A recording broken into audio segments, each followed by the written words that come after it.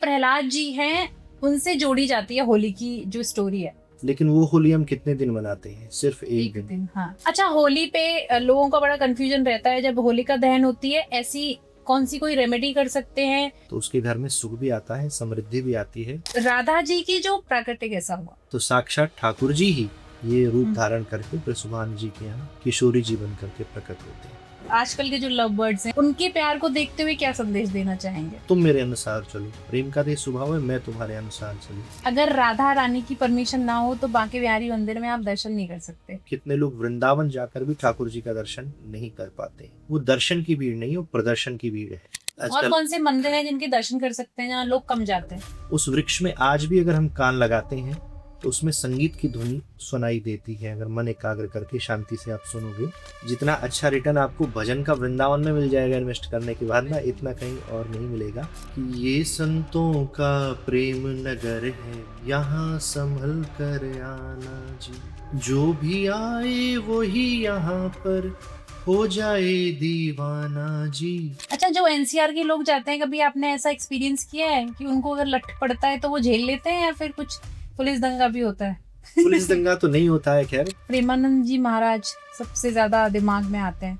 हंगामा कर दिया कि भाई बहुत दिक्कतें हो रही हैं उनके चलने पे। ये कलयुग का स्वभाव है कि जो भी अच्छा काम करता है, भगवत मार्ग पे लोगों को चलाने का प्रयास करता है, उसका विरोध होता है। एक बच्ची है राजस्थान की, और इस बच्ची की स्थिति ऐसी है कि खुद से चल फिर भी नहीं सकती, फिर भी महाराष्ट्र की वाणी को सुन सुन करके इसने अपने जीवन को ऐसा सार्थक बनाया। लोगों को सबसे ज्यादा प्रिय कौन सा ठाकुर जी का रूप लगता है? तो ठाकुर जी कहते हैं कि मैं तेरी सौगंध खाता हूँ, मैं जाना छोड़ दूंगा, एक डिमांड मेरी पूरी कर दो।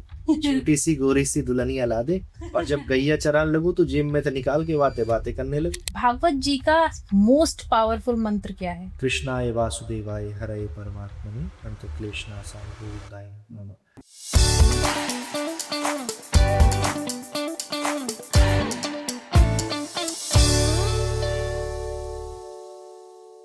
हेलो, नमस्ते, मेरा नाम है मानवी और आप देख रहे हैं द सोशल लाइट। होली आ रही है और होली पर कृष्ण जी, राधा जी, बरसाना, नंदगांव और वृंदावन की अगर बात ना हो तो थोड़ा अधूरा लगता है। तो आज मेरे साथ हैं शिवम साधक जी महाराज, जिनसे हम चर्चाएं करेंगे और अनटोल्ड स्टोरी जो होती है उनसे वो भी सुनेंगे। सो बने रहिएगा हमारे साथ, बहुत ही इंटरेस्टिंग होने वाला है ये पॉडकास्ट। सो बहुत बहुत स्वागत है जी। राधे राधे, बहुत बहुत धन्यवाद। सबसे पहले मैं जानना चाहूंगी कि क्योंकि प्रहलाद जी हैं, उनसे जोड़ी जाती है होली की जो स्टोरी है।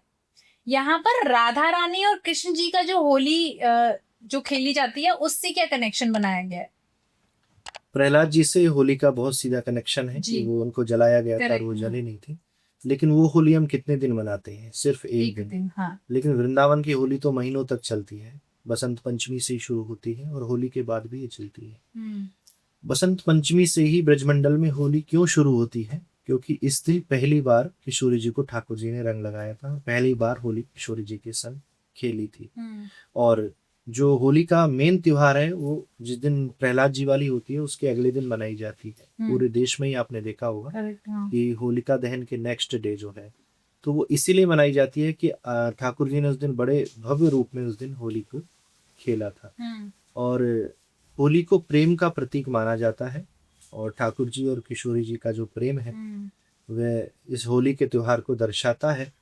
और जो भी भक्तगण वृंदावन या ब्रजमंडल में पधारते हैं, वो इस होली में इसीलिए सम्मिलित होना चाहते हैं कि वहाँ का एक अलौकिक प्रेम का दर्शन होता है। यहाँ पर आप देखिए कि किसी अनजान व्यक्ति को या कोई अनजान स्त्री को कोई अनजान व्यक्ति रंग डाल दे तो लड़ाई भी हो सकती है। लेकिन आप वृंदावन में जाकर के देखिए, और आप 10-15 मिनट वृंदावन में घूमिए, आप स्वयं को आईने में देखेंगे तो पहचान ही नहीं पाएंगे। मैं वहीं से मुझे पता है। तो ना आपकी लड़ाई होगी किसी से, और ना आपको पता चलेगा कि आपका स्वरूप कब में बदल गया। तो हम लोग दर्शन करने जाते हैं, परिक्रमा लगाने इस समय, तो सबकी स्थिति ऐसी ही हो जाती है। तो इन सब भावों से ऊपर उठकर, जहाँ कोई ऐसा भाव ना रहे, स्त्री पुरुष के भान से ऊपर उठकर ब्रजमंडल की होली को माना जाता है। इसलिए किसी को डंडे भी मार दिए जाते हैं। लठमार होली की भी चर्चा आती है, वो भी ब्रजमंडल की बहुत ज्यादा प्रसिद्ध है। बिल्कुल। और ये भी लीला ठाकुर जी ने प्रारंभ करी कि हमेशा नंदगांव से किशोरी जी से मिलने बरसाना ठाकुर जी आते हैं, और एक बार आते हैं रंग लगा जाते हैं, वहां तक भी ठीक है। फिर पिचकारी मार देते हैं, वहां तक भी ठीक है। कभी क्या नाम है गोबर भरकर गोल करके डाल देते हैं, कभी पानी डाल देते हैं। तो फिर किशोरी जी और सखियों ने युक्ति लगाई और डंडे ले लिए, और ठाकुर जी और सखा जब आए तो डंडे उन पर बरसाए। तो तब से ये परंपरा प्रारंभ हुई, और इसमें भी एक अलौकिक प्रेम देखने को मिलता है और बहुत प्रचलित है। विशेष रूप में ये पहले बरसाना में ही खेली जाती थी, नंदगांव में, और अब तो वृंदावन के साथ साथ पूरे ब्रजमंडल में। कई जगह हमने बाहर भी देखा है, तो लोग स्पेशल आयोजन करवाते हैं लठमार होली का। तो ये बहुत सुंदर है, और आज भी इसको देखते हैं ध्यान से तो ऐसा लगता है कि ठाकुर जी की साक्षात लीला का दर्शन हो रहा है। बिल्कुल। तो उद्देश्य एक ही है कि किसी भी प्रकार से जो प्रेम है वो बढ़े, निस्वार्थ प्रेम बढ़े। ऑब्वियसली क्योंकि अगर हम किसी और क्षेत्र में जाएं, ब्रज क्षेत्र के अलावा, अगर किसी को कोई डंडा मार दे तो FIR हो सकती है। लेकिन अगर मैं भी बता रही हूँ, लाइफ टाइम एक्सपीरियंस अगर किसी को लेना है तो ब्रज के किसी भी क्षेत्र में जाकर होली पे चला जाए और वो जिंदगी भर याद रखेगा, मुझे ऐसा लगता है। क्योंकि हम तो वहां से हैं, तो मतलब मुझे भी याद रहता है। अब हम लोग NCR में रहते हैं तो वो सुख नहीं हमें मिल पाता। अच्छा, होली पे लोगों का बड़ा कंफ्यूजन रहता है। जब होलिका दहन होती है, ऐसी कौन सी कोई रेमेडी कर सकते हैं जो लोगों को सुख, समृद्धि, प्रोस्पेरिटी सब कुछ मिल जाए? बहुत सारे लोग आजकल सुख समृद्धि से परेशान हैं, धन की समस्या है। ऐसी स्थिति में होलिका दहन वाले दिन, जिस दिन होली जलाई जाती है, कोई भी व्यक्ति 2 लौंग घी में भिगोकर एक बताशा लेकर के उस होलिका दहन में डाल दे और 11 परिक्रमा लगाए उसकी, और नारियल की आहुति अगर उसमें देता है तो उसके घर में सुख भी आता है, समृद्धि भी आती है, और धन से संबंधित सारे संकट जो है वो समाप्त हो जाते हैं। ये रेमेडी काम करेगी।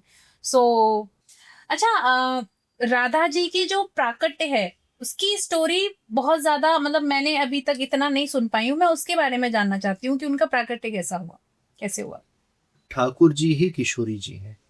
सबसे पहला सवाल ये खड़ा होता है कि ठाकुर जी का विवाह किशोरी जी के संग क्यों नहीं हुआ जब इतना प्रेम था? करेक्ट, हाँ। क्योंकि इसलिए नहीं हुआ क्योंकि वो 2 हैं ही नहीं, वो एक ही है। जब भगवान हरि ने विश्व मोहिनी का रूप बनाया तो इतने सुंदर हो गए कि सभी उनको देखकर मोहित हो गए कि ये हमें मिल जाए किसी भी पत्नी के स्वरूप में, किसी भी भाव में। लेकिन सूर्यदेव का भाव अलग था। सूर्यदेव का भाव ये था कि ये हमें मिले तो सही, लेकिन पुत्री के रूप में प्राप्त हो। तो प्रार्थना करी सूर्यदेव ने भगवान विश्व मोहिनी से। तो भगवान ने कहा तुम पुत्र रूप में मांगते तो मैं शायद कोशिश भी करता, पुत्री के रूप में मुझे प्राप्त करना तो बहुत मुश्किल है। ये तो किसी ने नहीं मांगा, किसी भी युग में नहीं मांगा। करदम जी ने मांगा तो कपिल बनकर आए। पुत्री का भाव तो तुम्हारे अंदर कैसे आया? बोला कैसे भी आया, अब आप बनो। ठीक है, तो आप तप करो, भजन करो। तो सूर्यदेव ने तप किया, अगले जन्म में वो राजा बने। फिर नेक्स्ट बार वो वृषभानु जी और कीर्ति मैया बन गई। तो उन्होंने फिर तप किया। फिर ब्रह्मा जी आए और देखा वृषभानु जी को क्या कर रहे हो। बोले 3 जन्म से मैं ऐसा कर रहा हूँ और भगवान नहीं आए, शायद भूल तो नहीं गए हैं मुझे वादा करके। तो फिर ब्रह्मा जी ने कहा भूल गए होंगे तो मैं याद दिलाऊंगा। ब्रह्मा जी फिर भगवान के पास गए और साक्षी के रूप में ब्रह्मा जी वहां भी विराजमान हैं। जो हम देखते हैं कि बरसाना जो पर्वत है वो ब्रह्मा जी ही है, और नंदगांव जो पर्वत है वो भगवान शंकर है, और जो गोवर्धन पर्वत है भगवान विष्णु है। ब्रह्मा विष्णु महेश आज भी साक्षात वहां पर है। तो भगवान नारायण से कहा ब्रह्मा जी ने कि आप आए नहीं, वो वेट कर रहे हैं आपका। भगवान ने कहा हम तो भूल गए थे, लेकिन याद तो आपने दिला दिया, पर जाए कैसे? पहले ही 2 मम्मी पापा वेट कर रहे हैं, वसुदेव जी देवकी, नंद बाबा और यशोदा जी, उनको भी सुख देना है, और ये तीसरे और आ गए, वो भी पुत्री बनाकर। चलो देखते। ब्रह्मा जी कहकर वापस आए। भगवान एक दिन आए और आईने के आगे खड़े हुए। ठाकुर जी को अपना प्रतिबिंब देखना बहुत प्रिय है, अपने आप को निहारते रहते। देखते रहे, ध्यान लग गया, बहुत अच्छा लगने लगा, और अपने प्रतिबिंब को ठाकुर जी ने वहीं स्थापित कर दिया। और अंदर गए, लक्ष्मी मैया की श्रृंगार पेटिका लेकर के आए, बंधे बालों को खोला, चुनरी उड़ाई, हल्का हल्का काजल लगाया, थोड़ा सा श्रृंगार किया, मोर पंख को हटाया, एकदम धीरे धीरे स्त्री जैसा श्रृंगार किया, और जैसे ही श्याम वर्ण से श्वेत वर्ण किया, इतना सुंदर स्वरूप प्रकट हुआ कि भगवान हरि की भी आंखें बंद हो गई उस प्रकाश को देख करके। और जब देखा तो साक्षात किशोरी जी प्रकट हुई, और उन्होंने पूछा प्रभु क्या आज्ञा है? तो भगवान ने एक ही बात कही कि विश्व मोहिनी का रूप मैंने बनाया तो सबको सुख मिला, जिसने देखा वो मोहित हो गया, बहुत अच्छा लगा, मुझे सुख नहीं मिला। अब इस रूप का प्राकट्य आपका इसीलिए हुआ है कि सिर्फ मुझे सुख मिले, सबको तो मिले मिले, लेकिन मूल उद्देश्य मेरा है। तो साक्षात ठाकुर जी ही ये रूप धारण करके ब्रसुभान जी के यहाँ किशोरी जी बन करके प्रकट होते हैं। ओके। इसलिए कोई भी फर्क नहीं। बाद की भी बहुत सी लीलाएं ऐसी हैं कि एक बार भगवान कृष्ण की पत्नियां गई किशोरी जी के पास गर्म दूध लेकर के जी। और कहा ये ले लीजिए, तो किशोरी ने मना किया। तो बोले श्री कृष्ण ने भेजा है, तो तुरंत पकड़ा और पी लिया बिना विचार करे। बोले गरम है इतने में तो पी गई। पत्नियां वापस आई, ठाकुर जी शयन में थे, चरण दबाने लगी तो देखा पैरों में छाले पड़ रहे हैं। बोले आप कहाँ गए थे पैदल जो छाले पड़ गए? बोले मैं तो कहीं नहीं गया, तुमने मेरी किशोरी को इतना गर्म दूध पिला दिया जिससे छाले मेरे पैर में पड़ गए। तो पत्नियों का भी भ्रम दूर हुआ कि ये दोनों अलग हैं, ये दोनों एक ही हैं, बस लीला करने के लिए, हम सबको सुख देने के लिए अलग अलग दिखते हैं। नहीं तो किशोरी जी और ठाकुर जी में कोई भी भेद नहीं। अच्छा, एक ये भी स्टोरी आती है कि वो बाद में कभी मिले नहीं, राधा जी और कृष्ण जी। क्या आपको लगता है मिले कभी? ये सिर्फ हम सबकी दृष्टि में ऐसा है। उद्धव जी जब मथुरा से वृंदावन आए, ठाकुर जी ने भेजा मेरा संदेशा लेकर जाओ। तो किशोरी जी को, गोपियों को विरह में तड़पते हुए देखा और उस प्रेम को देखा तो उद्धव जी को बड़ा दुख हुआ और गए, प्रॉमिस करके गए कि आज शाम से पहले ही मैं ठाकुर जी को लेकर के आऊंगा। और जब मथुरा पहुंचे, ठाकुर जी का हाथ पकड़ा। तो क्या कर रहे हो उद्धव जी?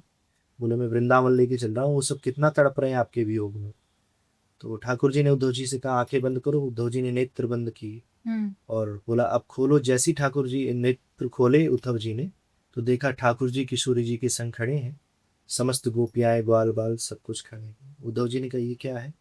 बोले मैं लीला के लिए, लोगों को दिखाने के लिए कहीं भी चला जाऊं, लेकिन अपने निज स्वरूप में हमेशा किशोरी जी और गोपियों के, ब्रजवासियों के संग ही रहता। तो अपने एक स्वरूप में ठाकुर जी हमेशा किशोरी जी के संग आज भी ब्रजमंडल में भ्रमण करते हैं। अच्छा, एक हमारे पिताजी हमें एक स्टोरी सुनाते हैं कि जब कृष्ण जी चले गए तो राधा जी ने उनको एक लेटर भेजा, जो पहले जो होते थे कि भाई मैं आपको एक बार देखना चाहती हूँ, मैं एक बार मिलना चाहती हूँ आपसे। तो उन्होंने कहा ठीक है मिलते हैं।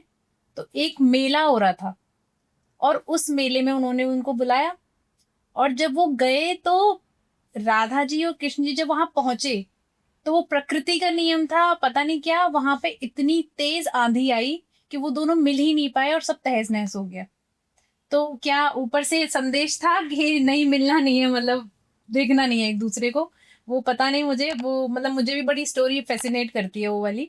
अच्छा, राधा जी और कृष्ण जी, क्योंकि आजकल के जो लव बर्ड्स हैं, आजकल जो चीजें चल रही हैं, उनको उनके प्यार को देखते हुए क्या संदेश देना चाहेंगे?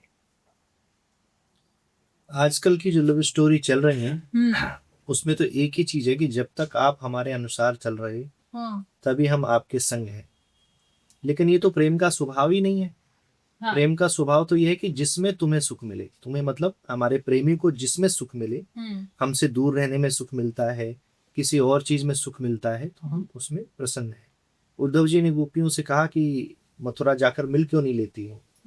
तो गोपियों ने यही कहा कि हम एक बार नहीं 2 बार दिन में जाकर मिल सकते हैं मथुरा जाकर। फिर क्यों नहीं मिलती हो? हमारे जाने से उनकी किसी व्यवस्था में व्यवधान ना पहुंचे, वो जिस स्थिति में है सुखी रहे, प्रसन्न रहे। तो आज के युवाओं को तो मैं यही कहना चाहूंगा, अगर ऐसा आपका प्रेम है कि आपके प्रेमी को सुख मिले, आपका यही भाव है, लेकिन ऐसा प्रेम देखने को मिलता नहीं है। जितनी भी ज्यादातर ऐसी विवाह हो रहे हैं या रिलेशन में जो रह रहे हैं लोग, वो बहुत जल्दी अलग इसीलिए हो जाते हैं क्योंकि तुम मेरे अनुसार नहीं चल रहे। लेकिन प्रेम का ये स्वभाव ही नहीं है कि तुम मेरे अनुसार चलो, प्रेम का तो ये स्वभाव है मैं तुम्हारे अनुसार चलूं। ठाकुर जी और किशोरी जी की लीलाओं से हमें यही सीखना चाहिए कि आप उनके अनुसार चल सको तभी आगे बढ़ो रिलेशनशिप में, बिल्कुल। अन्यथा तो फिर आजकल लोग सेल्फिश हो गए हैं। निश्चित इसमें कोई दो राय नहीं है, इसलिए इतनी ज्यादा रिश्ते टूट रहे हैं। बिल्कुल। अच्छा, ऐसा भी बोला जाता है कि अगर राधा रानी की परमिशन ना हो तो बांके बिहारी मंदिर में आप दर्शन नहीं कर सकते, ऐसा सच है? बिल्कुल निश्चित है। और कितने लोग वृंदावन तक नहीं जा पाते हैं, कितने लोग वृंदावन जाकर भी ठाकुर जी का दर्शन नहीं कर पाते हैं। और अगर चले भी गए मंदिर के अंदर भी दर्शन हो गया, सिर्फ देखना ही दर्शन होना नहीं है, बिल्कुल हृदय से दर्शन हुआ, वो छवि आपके हृदय में बैठ गई, वो बात अलग है। करेक्ट। और कुछ लोगों का तो उद्देश्य ही ये है कि हम जाएं और कैसे हमारी सेल्फी आ जाए ठाकुर जी के संग, कैसे एक रील बना दे, तो वो रील तक ही ठाकुर जी रह जाते हैं, उनका प्रभाव हमारे हृदय में नहीं होता। तो काशी और वृंदावन, इन दो जगहों का निर्माण ब्रह्मा जी ने नहीं किया।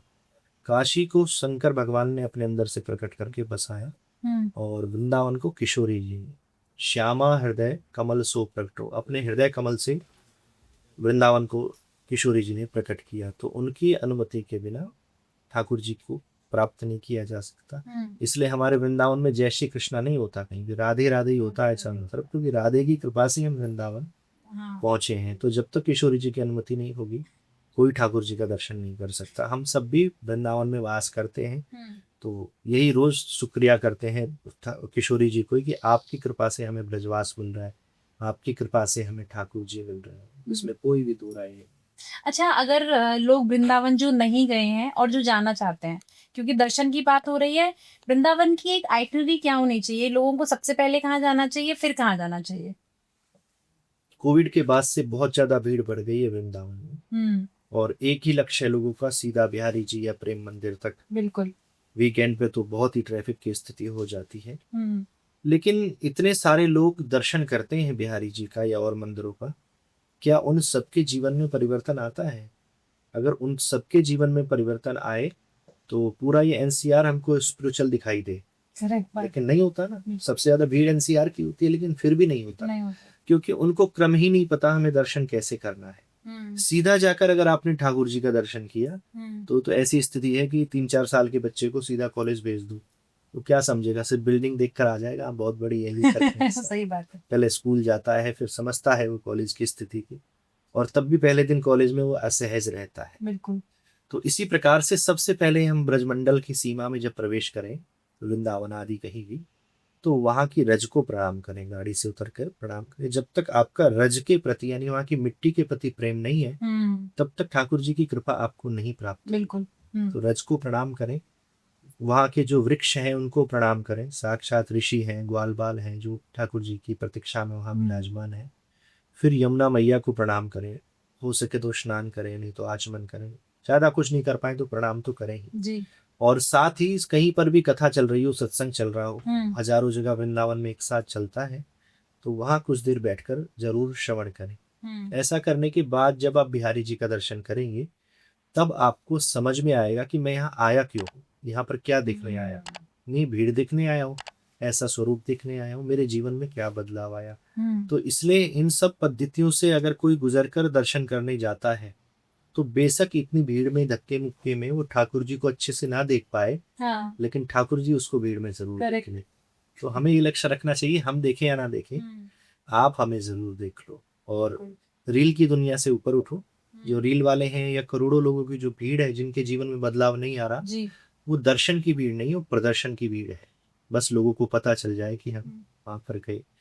तो ऐसा कोई क्रम तो मैंने आपको बता दिया। बिल्कुल। और बाकी जो मूल वृंदावन है उसका दर्शन करें।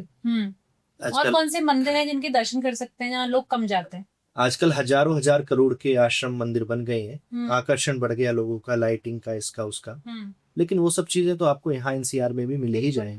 लेकिन मूल वृंदावन सबसे बांके बिहारी जी जिनका निर्माण किसी ने नहीं किया है, जो कलयुग में साक्षात प्रकट हुए हैं। उन्हीं के बगल में श्री राधा वल्लभ लाल जी हैं, जिनको हित हरिवंश महाप्रभु जी ने प्रकट किया है। थोड़ा सा आगे जाएंगे तो श्री राधा रमण जी हैं, वो भी साक्षात प्रकट ही है। और श्री गोपीनाथ जी हैं, राधा दामोदर जी हैं। तो यह सब जो स्वरूप है वो साक्षात प्रकट हुए हैं। और निज वृंदावन, मूल वृंदावन का दर्शन करना है कि वृंदावन है कैसा, तो तटिया स्थान पर जाना चाहिए। आज भी इतनी सुविधाएं होने के बाद वहां लाइट नहीं है, सब बिल्कुल असली वृंदावन के स्वरूप का वहां दर्शन होता है। सुदामा कुटी में चले जाएं, वहां पर अनेक संत वास करते हैं, भजन करते हैं। जो एक संत के आश्रम का स्वरूप होना चाहिए वो देखने को मिलता है। सीधा जाओ, महाराज जी से मिलो, प्रसाद पाओ। जो हमने सुना था कि संत का आश्रम कैसा होता है, वैसा वहां देखने को मिलता है। और एक बहुत सुंदर स्थान है राधा बावड़ी, वह भी वृंदावन का बहुत प्रिय स्थान है। या भांडीर वन की चर्चा करें, उसी के पास में बंसी बट है, किशोरी जी का विवाह भी हुआ था ठाकुर जी के संग, ब्रह्मा जी ने कराया था। तो कुछ लोग इस पे संदेह करते हैं, तो जिन्हें प्रमाण चाहिए तो भांडीर वन जाकर देखें कि आज भी वो सारी चीज विराजमान है जो साक्षी थी उस समय। उसके पास में बंसी वट है जहाँ पर किशोरी वो ठाकुर जी ने बंसी बजाकर गोपियों को बुलाया था। उस वृक्ष में आज भी अगर हम कान लगाते हैं तो उसमें संगीत की ध्वनि सुनाई देती है। अगर मन एकाग्र करके शांति से आप सुनोगे तो निश्चित आपको संगीत की ध्वनि सुनाई देगी। इन सब चीजों तक व्यक्ति पहुंच ही नहीं पाता। बड़े बड़े अच्छा, वृंदावन अब थोड़ा सा कमर्शलाइज भी हो गया है क्योंकि भीड़ हो गई है, तो थोड़ा महंगा अभी बहुत ज्यादा हो गया है, तो दिक्कतें हो रही है बड़ा लोगों को। प्रॉपर्टी का रेट बहुत ज्यादा हो गया है, बहुत ज्यादा। सब लोग इन्वेस्ट करने के लिए जा रहे हैं। हमारे पास भी आते हैं, महाराज जी कहाँ ले लें, क्या इन्वेस्ट कर लें। मैंने कहा भैया प्रॉपर्टी इन्वेस्ट करने के लिए तो इंडिया और इंडिया से बाहर बहुत सी जगह है। वृंदावन में इन्वेस्ट करना है तो भजन इन्वेस्ट करो। जितना अच्छा रिटर्न आपको भजन का वृंदावन में मिल जाएगा इन्वेस्ट करने के बाद ना, इतना कहीं और नहीं मिलेगा। तो ये सब चीजें जो हो रही है वृंदावन में, इससे कहीं हद तक वृंदावन का जो मूल स्वरूप है वो छिपता जा रहा है। बड़ी बड़ी इमारतें, महंगाई, ये सब चीजें, बड़े बड़े होटल, सुख सुविधाएं भी बहुत ज्यादा हो गई हैं, जिसमें वृंदावन के जो थोड़े से कष्ट का जो आनंद था वह भी कम हो गया है। अब आधा किलोमीटर दूर भी गाड़ी खड़ी हो जाती है तो हमें बड़ा कष्ट होता है, मंदिर तक जाना पड़ेगा। पहले लोग कैसे परिक्रमा लगाते थे, सिर्फ पैदल चलते थे। तो इतना ज्यादा तो नहीं होना चाहिए, वृंदावन वृंदावन ही रहना चाहिए। बिल्कुल बिल्कुल। वृंदावन का एक नाम प्रेम नगर भी है। क्योंकि यहाँ पर प्रेमी ही आते हैं जो मन से आते हैं। और हम तो महापुरुषों से सुनते हैं कि जो दिमाग का पागल हो तो वो आगरा जाए या कहीं और भी मेंटल हॉस्पिटल में जाए, लेकिन जो दिल से पागल है उसका ट्रीटमेंट सिर्फ वृंदावन में ही है और कहीं उसको शांति नहीं मिलेगी। तो होली की हमने चर्चा आज प्रारंभ करी। होली का रंग तो फिर भी कुछ दिनों के बाद उतर जाता है, लेकिन ब्रज की होली प्रसिद्ध क्यों है? क्योंकि जग होरी ब्रज होरा, ब्रज में होरा कहा गया है होली को, क्योंकि उसका ऐसा रंग है, ये शरीर पर कलर दिखे ना दिखे, लेकिन मन पर ठाकुर जी के प्रेम का जो रंग चढ़ जाता है ना, वो कई जन्मों तक नहीं उतरता है जी। तो ऐसा कहा जाता है कि ये संतों का प्रेम नगर है, यहाँ संभल कर आना जी। जो भी आए वो ही यहाँ पर हो जाए दीवाना जी। ये संतों का प्रेम नगर है, यहाँ संभल कर आना जी। और इसकी पहली पंक्ति मुझे बहुत प्रिय है। ऐसा बरसे रंग यहाँ पर, जन्म जन्म तक मन भीगे। फागुन बिना चुनरिया भीगे, सावन बिना भवन भीगे। ऐसी बरखा हो यहाँ पर, बचे न कोई घराना जी। ये संतों का प्रेम नगर है, यहाँ संभल कर आना। फागुन के बिना चुनरिया भीग जाएगी, यानी किसी भी महीने आप जाओगे तो आपका हृदय जो है ठाकुर जी के रंग से भीग जाएगा। निश्चित ही ये प्रेम नगर ही है जी। अच्छा, ये क्योंकि हम लोग होली की बात कर रहे थे, इसमें नंदगांव और जो बरसाना की जो लठमार होली होती है उसका क्या कॉन्सेप्ट है? मतलब उनकी ज्यादा फेमस है, सबको सुनने में आता है। क्योंकि जो निज लीला ठाकुर जी ने करी थी साक्षात के स्वरूप में, वो नंदगांव और बरसाना में ही करी थी। अच्छा। नंदगांव की ओर अगर गोपियां किशोरी जी आ गई तो रंग डाल दिया, तो फिर उन्होंने डंडा उठा लिया। और या फिर ठाकुर जी आए बरसाना तो किशोरी जी और सखियों पर कलर डाल दिया, तो उन्होंने लठ मारना शुरू कर दिया। तो ये लीला वहीं की है, तो वहीं पर ज्यादा प्रसिद्ध है। वृंदावन में बहुत ज्यादा लठ मार होली नहीं होती है, लेकिन नंदगांव और बरसाना की देखने योग्य होती है। बहुत दूर तो लोगों को कहाँ जाना चाहिए देखने के लिए, या फिर खुद भी लट्ठ खाने के लिए कहाँ जाना चाहिए? बरसाना और नंदगांव दोनों ही स्थान में जाना चाहिए। बरसाना की तो बहुत प्रसिद्ध होली होती है लठमार, और अपने शरीर की व्यवस्था को देखते हुए जरूर जाना चाहिए, नहीं तो दूर से दर्शन कर लेना चाहिए जैसी स्थिति हो। अरे अब तो बड़ी बड़ी प्रतियोगिता होने लगी है, जैसे ब्रज क्षेत्र में हमारा अभी ननिहाल है उधर, तो वहां पे जो गुड़ की भेली नहीं होती है उसको टांग दिया जाता है पेड़ पे, फिर वो लेडीज जो होती हैं उसकी वो करती हैं कि तुम तोड़ नहीं सकते, और लड़के आते हैं वो तोड़ के ले जाते हैं, और फिर उसे बड़े बड़ा इनाम रखा जाता है। उसको भी कमर्शियलाइज कर दिया गया है। ये सब ठाकुर जी की ऐसी लीलाएं थी कि अब तो गुड़ कर दिया, या पहले माखन था या गुड़ ही था, जो भी था, तो ठाकुर जी ले जाते थे और वो उसकी सुरक्षाएं करती थी। तो उसी भाव को रखते हुए ऐसी लीलाएं वहां पर करी जाती हैं कि मन में भाव रहे कि हम ठाकुर जी के संग ही ऐसी लीला कर रहे हैं, और भी अद्भुत अद्भुत दर्शन होते हैं होली। अच्छा, जो एनसीआर के लोग जाते हैं, कभी आपने ऐसा एक्सपीरियंस किया है कि उनको अगर लठ पड़ता है तो वो झेल लेते हैं, या फिर कुछ पुलिस दंगा भी होता है? पुलिस दंगा तो नहीं होता है, खैर प्रशासन को भी पता है ये चीज प्रसिद्ध है, लेकिन कुछ लोग नहीं भी झेल पाते हैं, तेज भी लग जाता है।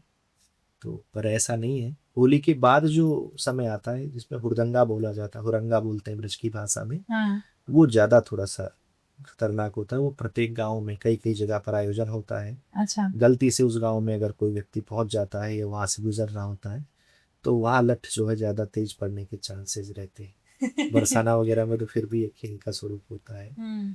तो कुछ लोग नहीं भी झेल पाते हैं, पर ऐसा कोई बड़ा हादसा या कोई पुलिस केस तो आज तक हमने नहीं सुना है, क्योंकि मारने वाले के अंदर भी प्रेम का भाव है और खाने वाले के अंदर भी प्रेम का भाव है। तो लड़ाई का तो कोई भाव है ही नहीं, इसलिए ऐसा कुछ सुनने को नहीं मिला आज तक हमें। अच्छा, जब वृंदावन की बात करते हैं तो प्रेमानंद जी महाराज सबसे ज्यादा दिमाग में आते हैं।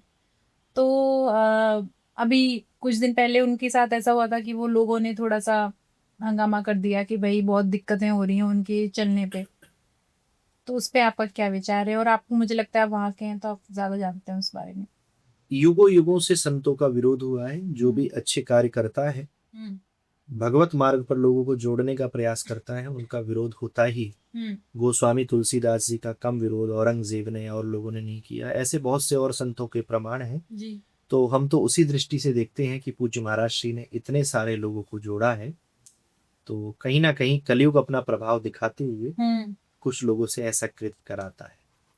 और जो लोग ऐसा कर रहे हैं उनकी पीड़ा को भी देखा जाए कि महाराज श्री तो 10 मिनट में निकल जाते हैं वहां से, 5 मिनट में उस सोसाइटी के आगे से। लेकिन कुछ भक्त लोग भाव में आकर के शाम को 8-9 बजे से ही बहुत बड़े बड़े डीजे आतिशबाजी ये सब व्यवस्था करते हैं। महाराज जी को आना है 2 बजे, 5 घंटे पहले से ये सब चल रहा है। तो जिसके घर के आगे नित्य चल रहा है उसको तो डिस्टर्बेंस होता ही है। तो महाराज जी की यात्रा पे कोई आपत्ति नहीं है किसी को।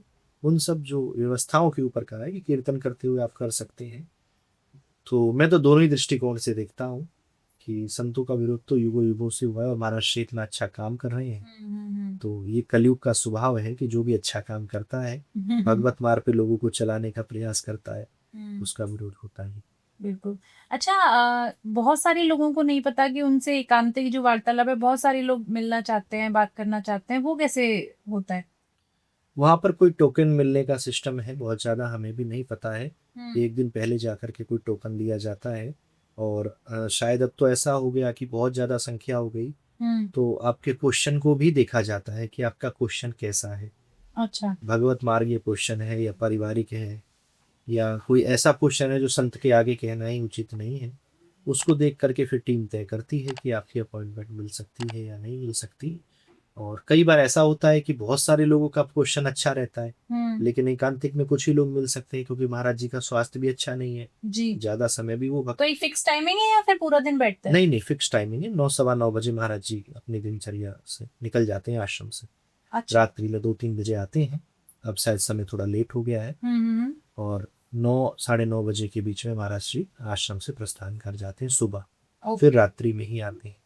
बहुत अलग नियम है महाराज श्री का। एकदम ब्रह्म मुहूर्त में सारे कार्य करके, भक्तों से भी मॉर्निंग में मिल करके, प्रवचन भी मॉर्निंग में करके, सेवा भी करके, सब कुछ करके वो 9-9:30 बजे वहां से चली जाती। इसलिए महाराज श्री पदयात्रा भी इसलिए करते हैं। लोग कहते हैं कि पदयात्रा का उद्देश्य क्या है। अच्छा। जो रात्रि में निकलती है इसकी जरूरत क्या है। सीधा गाड़ी से भी आश्रम जा सकते हैं, लेकिन एक लिमिटेड जगह में आश्रम बना हुआ है और महाराज जी को सुनने वाले, फॉलो करने वाले करोड़ों लोग। तो वो सारे अगर 2% भी 5% भी आ जाए तो आश्रम में प्रवेश नहीं कर सकते। इसलिए ऐसी स्थिति में इतने महाराज जी पैदल जो चलते हैं उसमें काफी हजारों लाखों लोग महाराज जी का दर्शन जो है वो रास्ते में ही कर लेते। इसलिए ये योजना मुझे अच्छी लगी कि, और एकांतिक की जो चर्चा है वो आप सोशल मीडिया पे सुन ही लेते हैं, तो कई बार हमारे आपके प्रश्न का भी उत्तर उसमें आ ही जाता है, कोई और वैसा मिलता जुलता प्रश्न। रही बात दर्शन की, तो उसके लिए पदयात्रा का ऑप्शन है, बिल्कुल पास से आप दर्शन भी कर सकते। अच्छा, आपने भी ऑफ कैमरा, हम लोग बात कर रहे थे तब आपने बताया कि एक बच्ची है राजस्थान की जो उनकी बहुत बड़ी मतलब भक्त है, तो उसके बारे में बताइए प्लीज। हम लोग वीडियो जो है वो प्लीज हम डाल देंगे हमारे साइड में। कुछ भक्त हैं राजस्थान के, हमसे जुड़े हुए हैं, तो उन्होंने बताया कि हमारे कोई रिलेटिव या जानकार ऐसे ऐसे हैं, और वीडियो को हमारे पास भेजा। और इस बच्ची की स्थिति ऐसी है कि खुद से चल फिर भी नहीं सकती, कई वर्षों से बेड पर है, आप वीडियो में सुन सकते हैं। जी। तो फिर भी महाराष्ट्र की वाणी को सुन सुन करके इसने अपने जीवन को ऐसा सार्थक बनाया कि जिस स्थिति में ये पड़ी है उस स्थिति में ही इसका नाम जप निरंतर चल रहा है, और इसका एक ही लक्ष्य है, भगवत प्राप्ति करना। महाराज जी को ये जब से सुनने लगी है, तब से अपने शारीरिक कष्ट की पीड़ाओं को भूल गई। नहीं तो जो व्यक्ति हमेशा बेड पर पड़ा हो पिछले बहुत सालों से, 24 घंटे अपने दुख का ही चिंतन कर करके वो परेशान रहे, लेकिन उन सब से ऊपर उठ करके इसने अपने जीवन को काफी हद तक बदला है, और एक ही लक्ष्य बनाया है कि हो सकता है हम बेड पर इसलिए पड़े हों कि 24 घंटे हमें नाम जप के लिए भगवान ने बनाया हो। तो अखंड नाम जप या महाराष्ट्री ने जो जो उपाय बताए हैं वो उसको कर रही है। और ऐसी अवस्था में भी कोई अगर ऐसा कर सकता है, तो हम और आप तो स्वस्थ हैं, स्वस्थ अवस्था में भी भजन हमें करना चाहिए। कोई पीड़ा नहीं है शरीर में, सब चीज अच्छी है। तो मैं तो यही कहना चाहूंगा कि इस वीडियो को आप अच्छे से देखें और अच्छी बातें इसमें से अपने जीवन में उतारें, कि हम भी थोड़ा सा समय निकाल करके जिस कारण के लिए भगवान ने हमें मानव बनाया है वो तो हम करें। धन कमाने के लिए मानव नहीं बनाया, परिवार चलाने के लिए तो एक पशु भी चला रहा। भगवत प्राप्ति के लिए, कुछ भजन करने के लिए, कुछ पिछले पापों को कम करने के लिए बनाया है। जी। तो वो हमें याद रखना चाहिए, और ये संतों का काम भी यही है कि हम भूल जाते हैं तो वो उसे याद दिला दें। तो इस गुड़िया से जो है हमको बहुत अच्छी सीख मिलती है। राधा वल्लभ श्री हरिवंश। नयोने नवरंग नयोरस नवल श्याम वृषभान किशोरी, नव पीतांबर नवल चूनरी, नई नई बूंदन भीजत गोर, नव वृंदावन हरित मनोहर, नव चातक बोलत मोर मोरी, नव मुरली जो मलार नहीं गति, श्रवण सुनत आए घन गोरी, नव भूषण नव मुकुट विराजत, नई नई उरप लेत थोड़ी थोड़ी, जय श्री हित हरिवंश आशीष देत मुख, चिरजीवो भूतल यह जोड़ी। हे सद्गुरुदेव भगवान, आपके श्री चरणों में कोटि कोटि प्रणाम। हे गुरुदेव, श्री जी ने कृपा करके आपके श्री चरणों तक ना भेजा होता तो मेरा ये मनुष्य जीवन व्यर्थ ही गुजर जाता। आपकी बहुत कृपा है गुरुदेव, आप तो हृदय में ही विराजमान हैं, सब कुछ ही जानते हैं। 18 सालों से एक बीमारी की वजह से मेरे शरीर ने काम करना बंद कर दिया है, पर श्री जी की कृपा से प्रतिदिन आपका सत्संग श्रवण कर पा रही हूँ और आपकी कृपा से नाम जप करती हूँ। हे गुरुदेव, इस स्थिति में वृंदावन नहीं आ सकती हूँ, इसलिए मेरी गुरु दीक्षा नहीं हुई है, पर 1.5 साल पहले एक वीडियो के माध्यम से आपके वचनों को श्रवण किया और तब से मेरे हृदय ने आपको गुरुदेव मान लिया है। आपकी कृपा से 11 माला राधा वल्लभ श्री हरिवंश की कर रही हूँ और चतुरासी जी का पाठ श्रवण करती हूँ, निरंतर नाम जप करने का प्रयास करती हूँ। हे गुरुदेव, अपने जीवन के अंतिम क्षणों में हूँ, बस एक ही इच्छा है, मैं इसी जीवन में प्रिया प्रियतम को प्राप्त कर सकूं। हे गुरुदेव, मुझ अधम पर कृपा करिए, अपना सब कुछ आपके श्री चरणों में समर्पित कर दिया है। हे गुरुदेव, मुझे श्री जी की निज सेवा में निकुंज वास मिल जाए और मेरा ये अंतिम जन्म हो। हे गुरुदेव, मुझ अधम पर कृपा करिए, आपके श्री चरणों की शरण में हूँ गुरुदेव।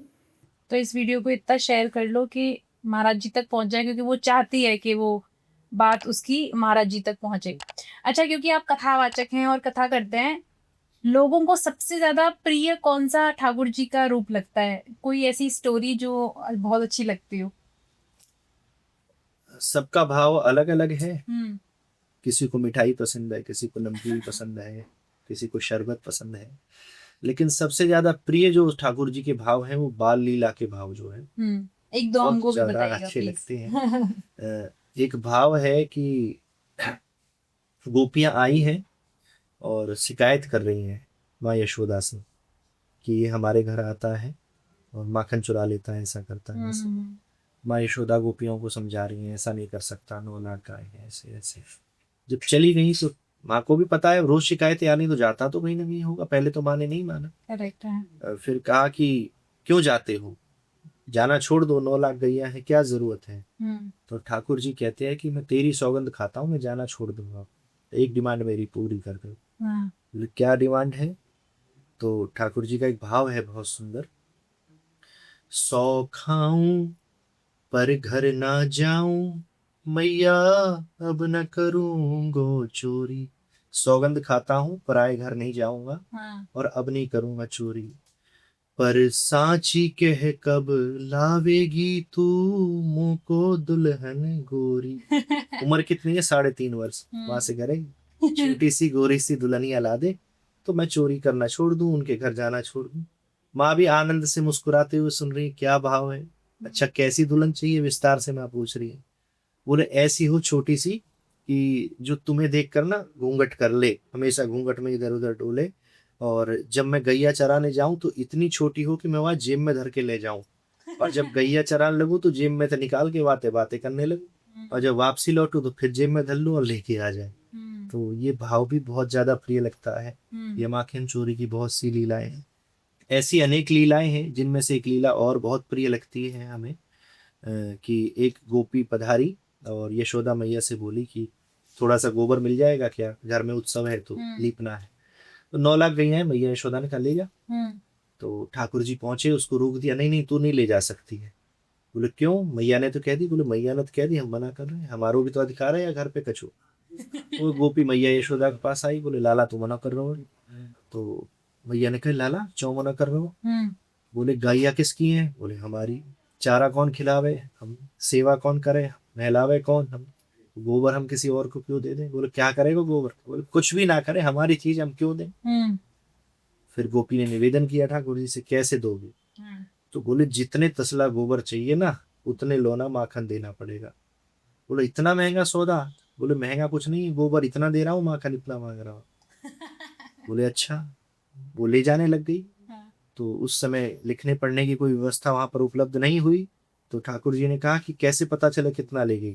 तो आने गई तू ही बता।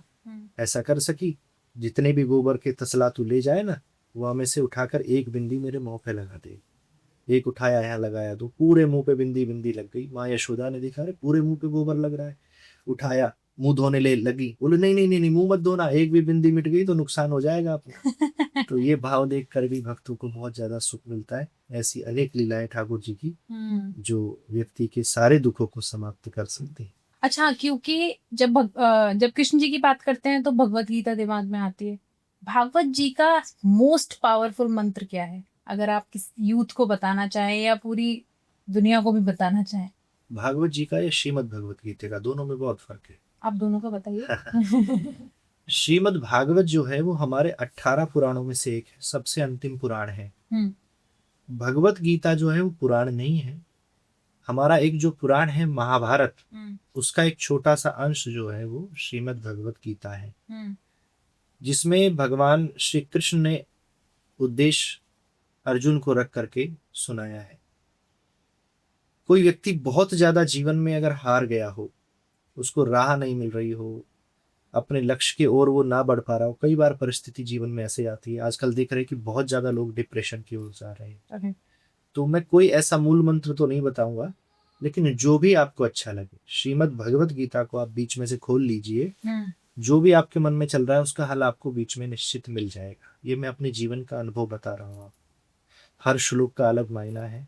अर्जुन का तो युद्ध करने का मन ही नहीं था कि सारे तो अपने हैं, किससे लड़ूं।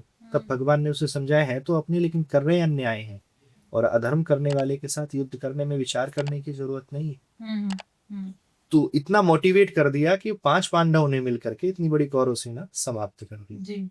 तो अगर जीवन में हमें भी अगर ऐसे मोटिवेट होना है, अपने लक्ष्य के प्रति अग्रसर होना है, कर्मयोगी बनना है, तो श्रीमद् भगवत गीता का आश्रय लेना चाहिए।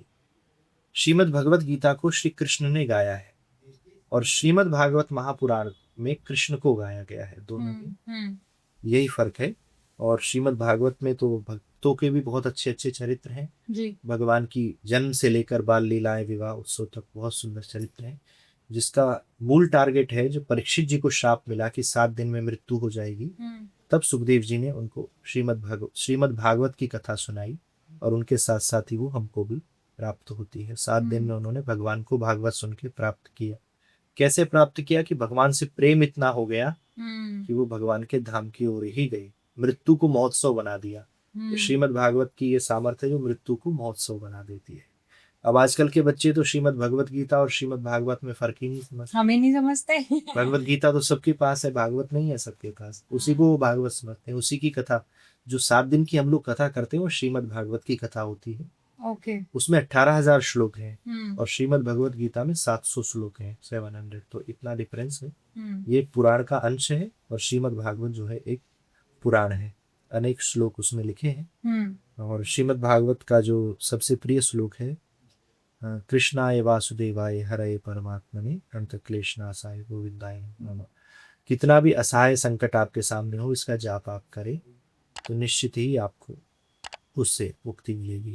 गीता के भी बहुत से श्लोक हैं, तो गीता को तो धारण करना चाहिए, आचरण में उतारना चाहिए, स्वभाव में उतारना चाहिए। तो आप बड़ी से बड़ी समस्या से डरेंगे नहीं, क्योंकि आपकी समस्या का समाधान आपके पास ही है। दूर भागकर उस समस्या को और बड़ा आप कर लेते हैं। तो श्रीमद् भगवत गीता हमें समस्या से भागना नहीं, समस्या से लड़ना सिखाती है। So thank you so much for insightful podcast. अगर आपको ये पॉडकास्ट अच्छा लगा हो तो प्लीज लाइक कर दीजिए, शेयर कर दीजिए, हमारे चैनल को सब्सक्राइब कर दीजिए। जय हिंद, जय भारत।